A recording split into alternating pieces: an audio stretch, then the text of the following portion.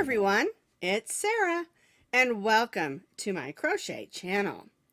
Today's video I'm going to be showing you how to crochet this fringed boucle cowl. And we're also going to be talking a little bit about some hints and tricks when working with the homespun style yarns. And a boucle yarn is just a yarn that has these little bumps on it. And sometimes it can be difficult to work with. So I'm going to give you a couple of hints. And basically this is an easy, almost beginner pattern. And by adding the fringe, turns it into a gorgeous cowl. The free pattern is on my blog, and you can find that link down in the notes underneath this video. To make the fringed boucle cowl, you're going to need some yarn. You can use any of the homespun style yarns, and this is a chunky number 5. And really any chunky number 5 yarn will work for this project. You're going to need about 4 ounces because we're going to make the cowl and then add the fringe as well. You're going to need a ruler that's at least 7 inches long for making fringe, and I'll show you how to make a template when we get that far. We're going to be stitching today with our K-hook, and the K-hook is a 6.50 millimeter crochet hook. You want to use a nice big hook when dealing with the homespun style yarns. You'll need a needle with a nice big eye for weaving in ends, and of course you'll need your scissors. If you make the cowl the same size that I'm making it, which is according to the pattern, you're going to get a cowl that's about 36 inches around and about 8 inches long. And that also includes the fringe that we're going to add. If you want to adjust and make it longer around than the 36 inches, you can add 2 chains per inch because 2 chains equal about 1 inch. And if you want to make it longer in depth instead of the 8 inches, you can just add more rows. And 1 row equals about 1 inch. And I always say about because everyone stitches differently. Now, a couple of things to remember about working with the boucle or homespun style yarns is that it's always difficult to see your stitches. And it's a good idea not to make something that is very fussy or tricky or fancy in your stitches, or you'll have trouble knowing where your stitches are. Another thing to remember is to stitch a little bit looser than you normally do. Just loosen up a little bit. We're going to be using the K-hook that's a 6.50 as I mentioned earlier. If you tend to be a tight crocheter, you might even want to go up to an L hook just to see how it's going to work. And you can always make a swatch to see how it's going to work. And if you like it, you can use that hook. If not, you can adjust your hook from that swatch. This pattern is very easy, and I think you're going to enjoy working it. We're going to begin with our slip knot.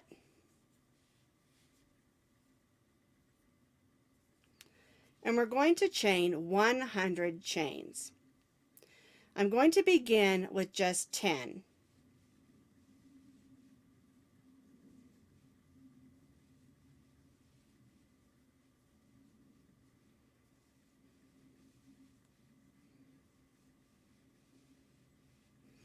There's my first 10 stitches. I'm going to grab some stitch markers, and this is also something that I do when I'm going to make a long chain or foundation chain, but I'll mark those 10 stitches. So what I'll do is I'll put a stitch marker in that 10th chain, and now I won't have to count those 10 chains again. And I'll do this every 10 chains because I'm going to make a chain that's 100 stitches long. Now, I know this looks difficult to see, but if you chain it nice and loosely, we'll be able to find those chains. And I'll show you that when we get our 100 chains chained. So there's my first 10, and I'll continue on till I have 100 chains, and I'll mark it every 10 chains so I don't have to go back and count the chains that I've chained. In this project, your stitch markers are your friend. I've completed my 100 chains, and it can be very difficult to keep from twisting your chain with this type of yarn. And so what I do is I sort of lay it out flat, and you're going to have to really look at it and see how it's laying so that we can keep from twisting our chain. And now we're going to go to our very first chain and slip stitch so that we have a circle.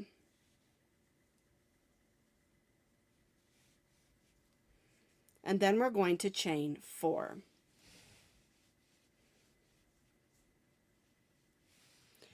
And as you can see, I have my stitch markers marking every 10 stitches, and I'm going to leave them in for this row because that's going to help me know where my 10 stitches are. All right?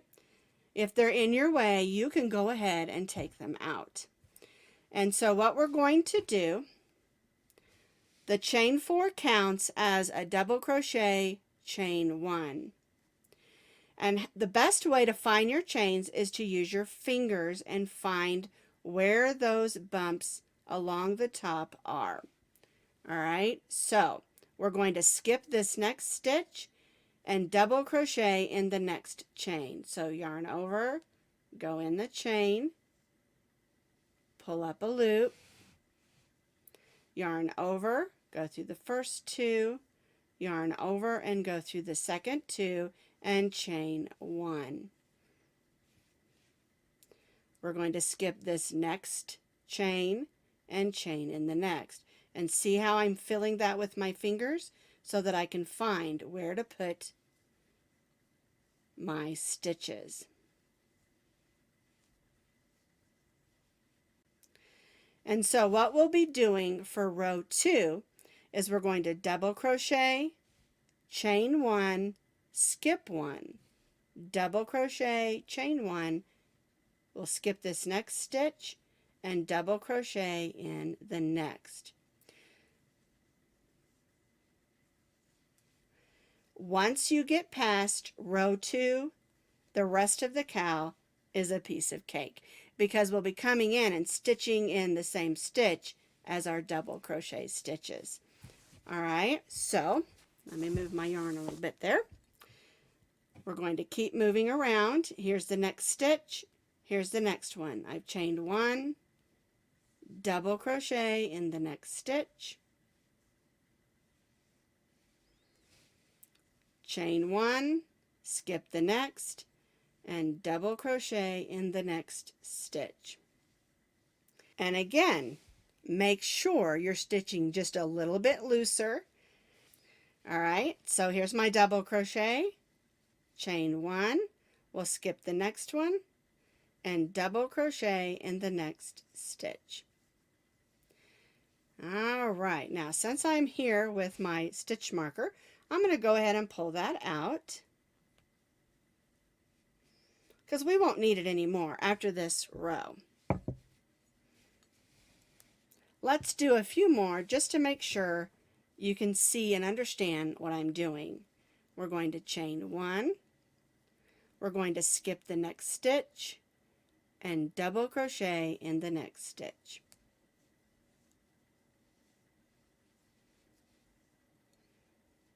Chain 1, and use your thumb and your finger to find that next stitch and the next stitch.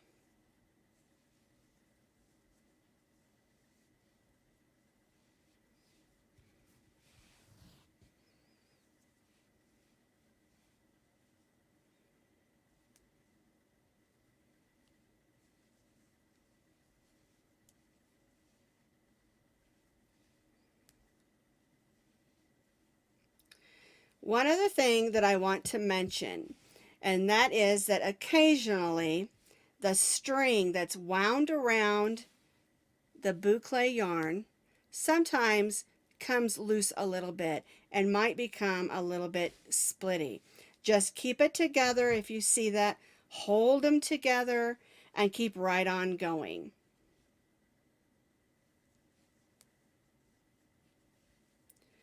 And the key to me with working with these types of yarns is to take it slow and count your stitches. We're going to continue this on around, stitching double crochet, chain 1, skip 1, double crochet, chain 1, skip 1, all the way around, and then we'll join back to the third chain of our chain 4. And remember, counting your double crochet and your chain 1, you should have a total of 100 stitches. I've completed my row of double crochet, chain 1, skip 1, double crochet all the way around, being very careful not to twist my yarn. And so I'm at the end. Here's my last double crochet, chain 1, and there's that last stitch. And we're going to join to the third chain because remember, it counted as a double crochet, chain 1. So we'll join to the third chain with a slip stitch and chain 4.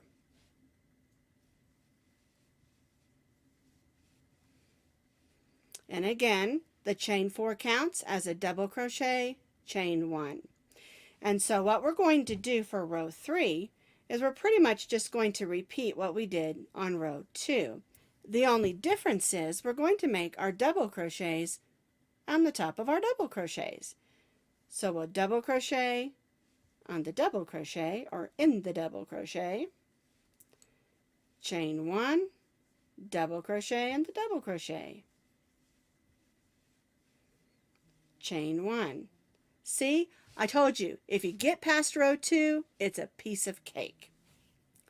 Alrighty, so chain 1, double crochet in the double crochet, chain 1, double crochet in the double crochet, chain 1.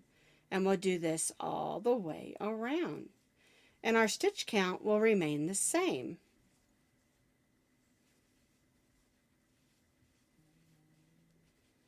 And it makes sort of a mesh looking cowl.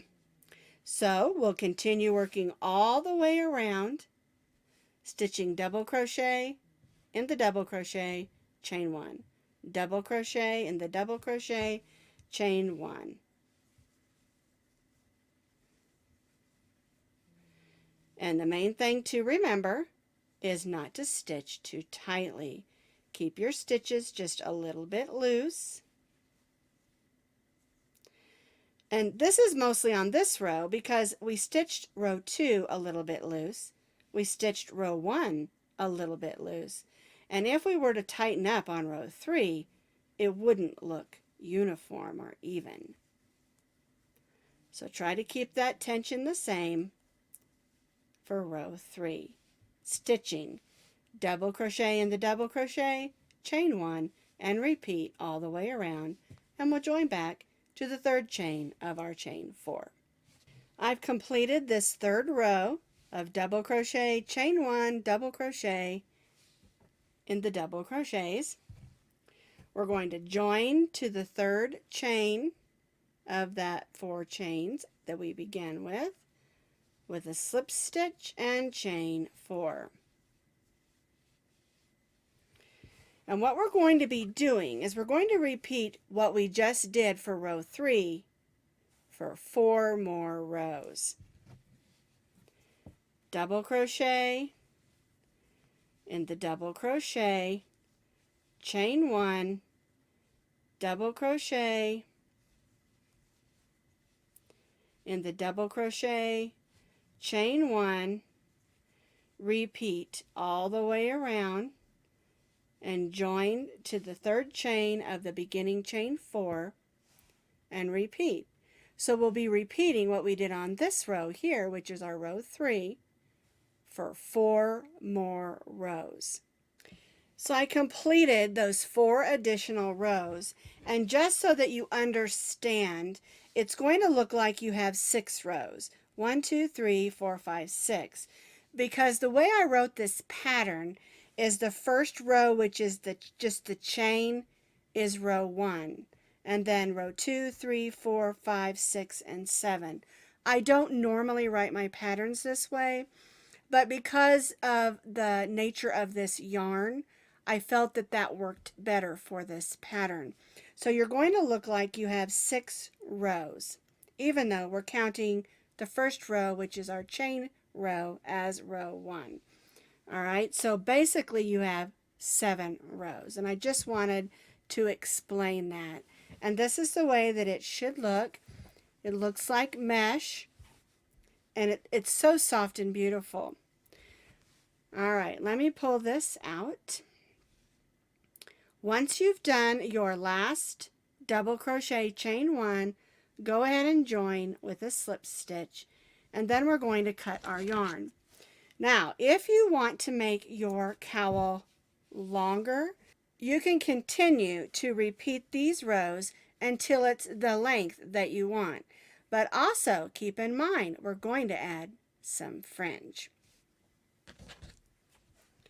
All right, I'm going to tie off, and I need to weave in this end as well as this end. Weaving ends in on this type of yarn can be a little bit more difficult than just your basic medium weight, worsted weight acrylics and cottons. So I've threaded that end on my needle, and you can see I have a nice big eye. And I'm going to go back in, and I'm going to go through the double crochet. And you'll notice I'm going through the stitch and not through the holes. Now the end of my needle is a little bit blunt because I wanted one that has a nice big eye. So I'm going to go in, I'm going to go up to the next stitch, go in some of those, trying to go through some of the fibers, and I'll move right back up where I came from, and I'll try to go through some of the fibers of the yarn and the stitch, and then I'll just go right back the way I came. Although this yarn is very bumpy and it holds it well, it's also very silky smooth. And sometimes when you get a yarn that's a little bit silky smooth, those ends want to work themselves out. All right, so now I'm going to do this to this other end. This is where we started, and then I'll show you how to make that beautiful fringe. You're going to need to cut 100 pieces of yarn for your fringe. It's up to you how long you want your fringe. If you want your fringe to be 4 inches, you'll need to make a 4-inch template and wrap that yarn. But I've decided I want mine to be long, and I want them to be 7 inches. So I took my ruler and I cut a piece of cardboard that was 7 inches long. I marked off the inches, and then I'll take my yarn and I'll just hold it on that 7 where my template is marked, and for every wrap, that's 1 piece of fringe. So 1, 2, 3, 4, 5, 6, 7, 8, we're a little bent there, 9 and 10. And I usually do 10 at once. And the reason is, let me go ahead and clip these at the bottom. All right, so there I have my pieces of fringe. And the reason that I don't continue to wrap is that it gets thicker and thicker, and then you don't get consistent fringe. And so I'll do 10. And here's my cowl that I already started putting some of the fringe on. All right, and so what I'm going to be doing is I'm going to be placing a fringe on each double crochet and the fringe on each chain 1 space. Now I'm choosing the side where I started my single chain row, or my row of chains, not single chain row. And that way the stretchier part is at the top. Because when you start with the chain, you can lose a little bit of your stretch. And I want that to be just a little bit firmer for my fringe. And so what you do is you take one of your fringes, make sure they're even as possible. I'm going to be going in the double crochet, so I'm going in, I'm going to pull the loop where I folded it in half through, then I'll grab those 2 tails of yarn and pull it through. The next one I'm going to do is going to be on the chain 1 space, and rather than going in the chain, I'm just going to go in the chain 1 space and pull that loop up, wrap the tails over, and pull them through. And you're going to need 100 because you have 100 stitches around. 1 fringe will go in the chain 1 space, and 1 fringe will go in the double crochet, and you'll do this moving all the way around the edge of your cowl. And it just makes a beautiful, beautiful edge. And that's a really long fringe. And so it's going to measure about 7 inches. And you can decide how long you want your fringe. You may just want a short fringe, or you may want a longer one. And a template like this is really easy to make. I just took a piece of cardboard off an old box. I measured it out, marked it, and you can cut it. Like if you just want it to be a 3-inch, then just cut it. And you can make one for every inch, which is what I have done, so that I always have a template for all the different sizes of fringe that I think I need. And it didn't cost anything extra because I made it out of cardboard. All right, so I'm just going to continue with my fringe. There we go. I'll wrap 10 wraps, cut them off, and then add them to my edge of my cowl, 1 in the chain 1 space, and 1 in each of the double crochets. And then once I get them done, I'll show you how to fuzz them up so they look really nice. So just to repeat what I'm doing, 1 fringe in the chain 1 spaces and 1 fringe in the double crochets.